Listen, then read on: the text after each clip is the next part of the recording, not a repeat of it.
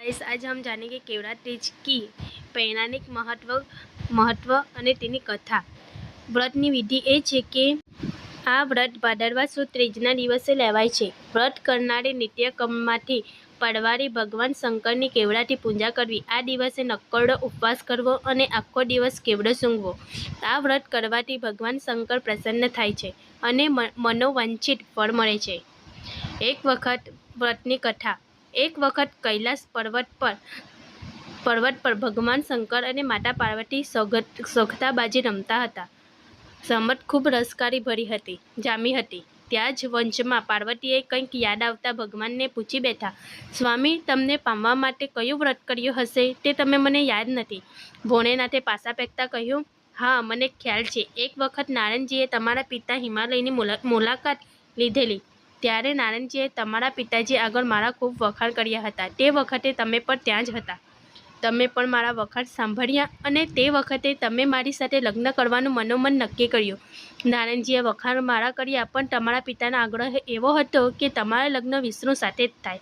આથી તમે નારદજી પર ખૂબ ગુસ્સે થયા હતા।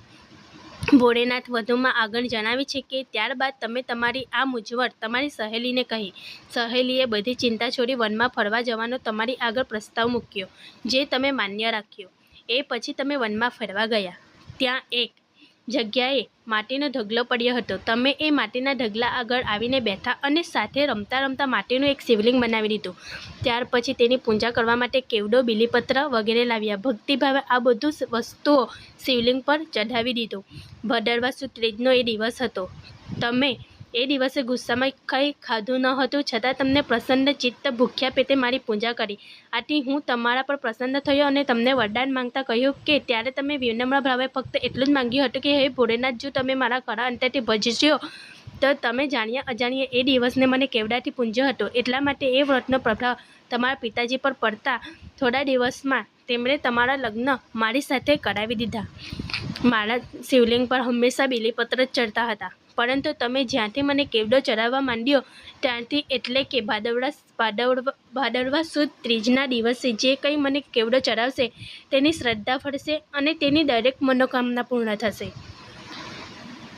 હે ભોળેનાથ, જેવા તમે પાર્વતીને ફળ્યા તેમ આ વ્રત કરનાર સૌ મહિલાઓને ફળજો।